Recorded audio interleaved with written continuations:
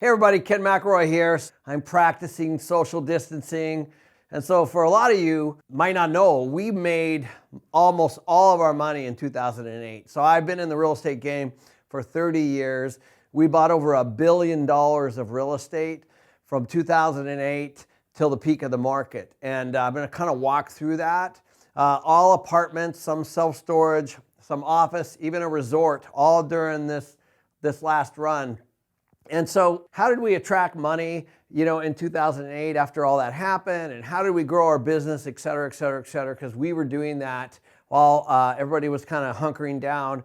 And we ended up getting a lot of our real estate from a lot of the banks during the last recession. So I'm going to kind of walk you guys through what I believe are the 4 stages of every market. So these are the 4 stages of every market. And so typically I like to talk about the recovery, which of course we're not in right now, the expansion, which we were in, the hyper supply, which is when things get really, really hot and really tight, which is kind of what we all just are experiencing.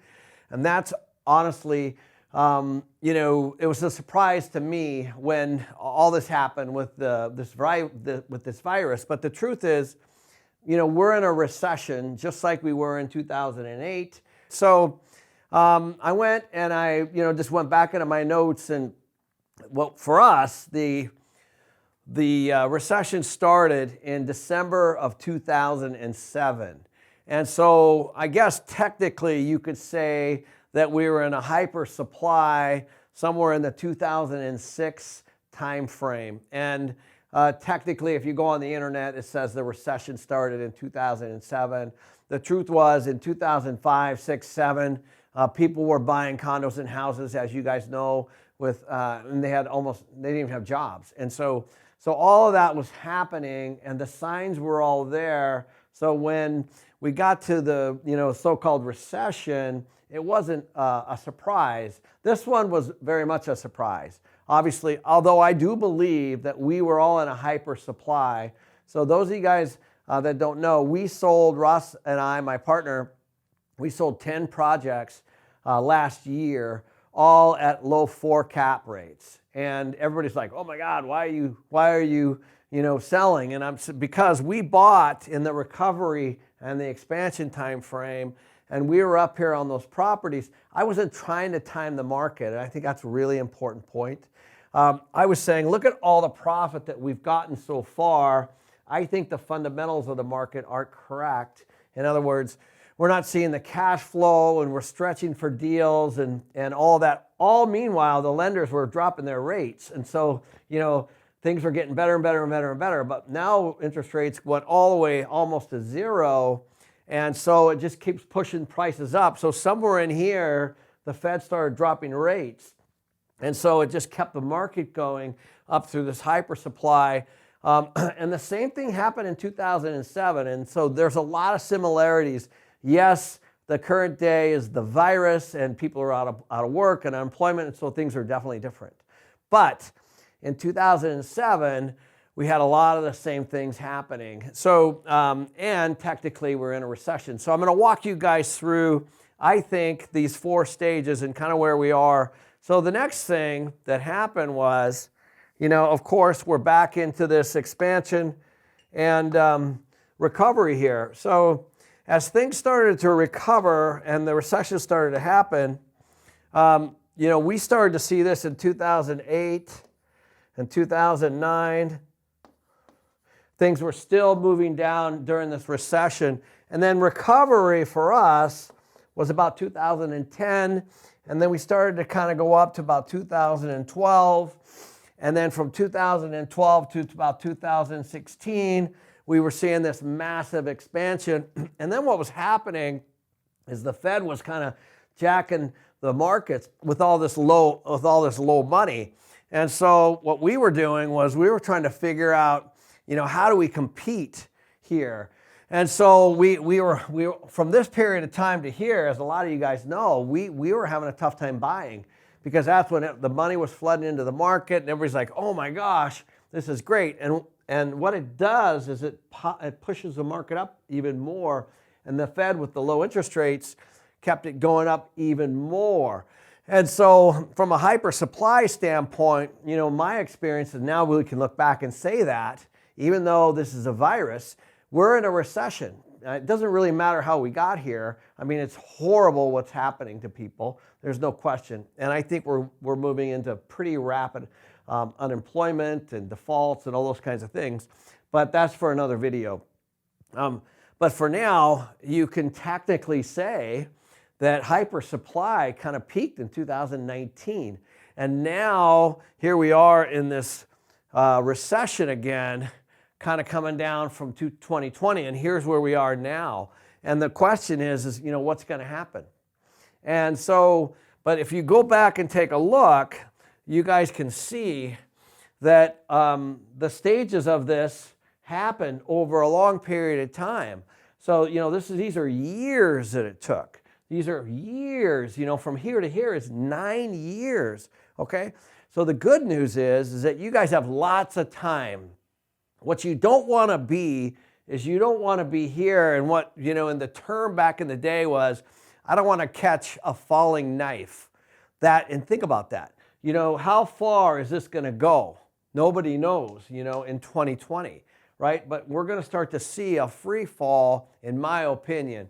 And you definitely are going to see defaults on credit cards, defaults on houses, defaults on apartments, defaults on commercial, defaults on retail, defaults on a copy machine at a business. You're going to see all of this happen, and you're going to see businesses close up because of lack of income, and they're going to start to be this trickle effect. And as that happens, we are definitely going to move further and further into this recession.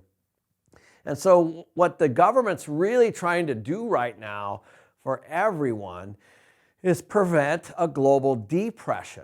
That's actually what's happening. So you're going to see all these fantastic stimulus packages, and we don't all know what those are going to be. But we're already starting to see things with Fannie Mae and Freddie Mac and the government on evictions, and that's just in the housing. But then you're going to start to see money in the small businesses and all that stuff. So it depends on cash. How much cash do you have? What cash positions do you have to kind of ride this out? I will tell you that I made a lot of money during this time frame, a lot, because we were buying properties from banks, we were buying properties from individuals, and they were broken. And there's a time frame. What happens is there's a lag from here. And so there's a lag from here to here. And well, here's kind of what happens. Most of the time it starts with just basic denial. So, if somebody is trying to hold on to cash, first they're looking at their operating expenses, then they're trying to restructure their debt, and maybe the lender's working with them, maybe they won't. There's only so many things that you can cut during a recession, and as you're trying to lower your expenses because you don't have the income. And that's definitely not property taxes, it's definitely not insurance, it's definitely not utilities, and in a lot of cases, it's definitely not the loan, because a lot of times the loans are connected to something bigger. Maybe they're sold off, and maybe they're fully amortized, and who knows how leveraged they are. Maybe they're at 7, 8, 9%, maybe they're at 3, maybe they're at 4. It doesn't really matter. The point is that all that stuff's happening right now, and there's a lag with it all, and right now we don't even know what people are going to pay next month. Like, we don't know. We don't know if our tenants are going to pay. We don't know if the landlords are going to pay the banks. We don't know if the bank's going to work with us or anything like that. So there's a lot of uncertainty. But I can assure you of one thing. We're definitely going to see a great deal of defaults. And it's probably going to start at the spot where a lot of my residents are. The people that have, there's only 500. 50% of all Americans only have like $500 in the bank, okay? So they're hurting financially. And so, everybody's going to be dealing with this a little bit differently. And the ones that have cash are the ones that are going to survive it. So what happens is, let's say you own a commercial building and you can't pay. Well, the reason you can't pay is because the residents aren't paying you, and so then you can't pay the mortgage, and then the lender's either going to work with you or they're not going to work with you, and then they're going to move through a process of default. But I can assure you, no landlord is just going to give up their property. It's going to come, kicking and screaming. And so depending on how long this lasts, depending on how long the unemployment rate, stays, because they're saying it's definitely going to be somewhere between 20 and 30% unemployment. Well, all those people, what do? They buy goods and services. They go out to dinner. They pay rent. They buy cars. All those things. So all those people are affected. It's millions and millions of people. So all that's going to happen, and it's going to affect the operating expenses and the ability to pay debt. And so you're going to start to see a long, slow decline of people that own real estate, and it's going to slowly true up. It's going to true up based on the lender's ability to work with you, your management plan, your management team, the cash that you have, all of those kinds of things.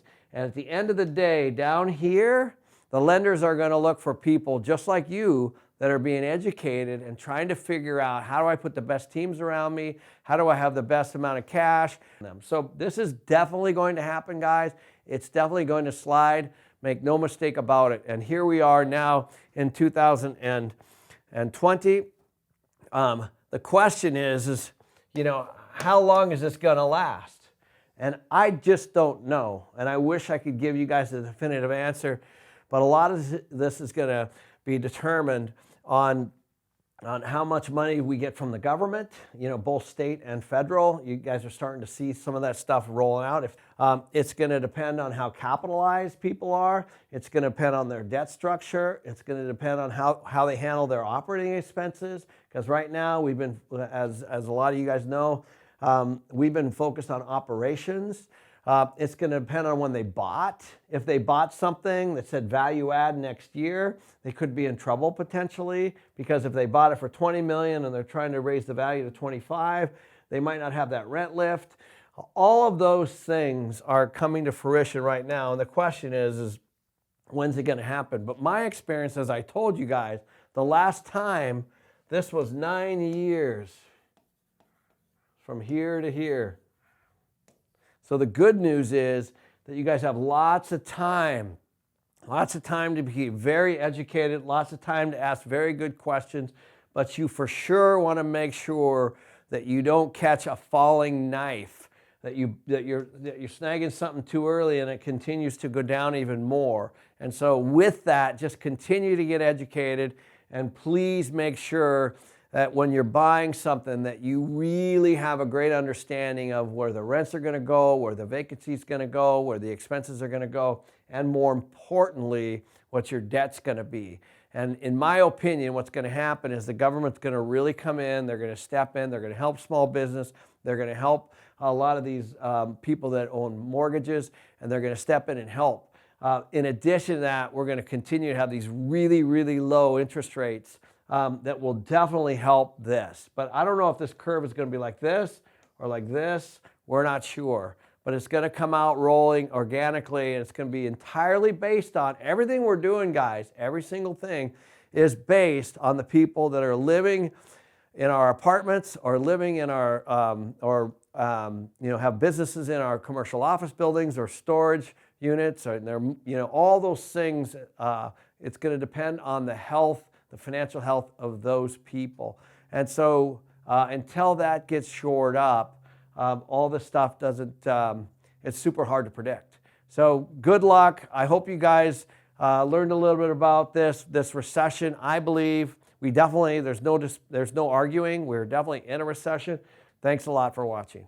So again, thanks for watching. So one of the things that I want you guys to know is I just did a great video on this financial stress test, which basically walks you through personally from a business standpoint and from an investment standpoint on some of the things that you really need to know on how to test your properties financially and see what the financial stress test is. We've done that on every single property that we own. And you can find that on our website and kenmcelroy.com/stress test. And you can download the document and you can do the exact same thing that we use internally.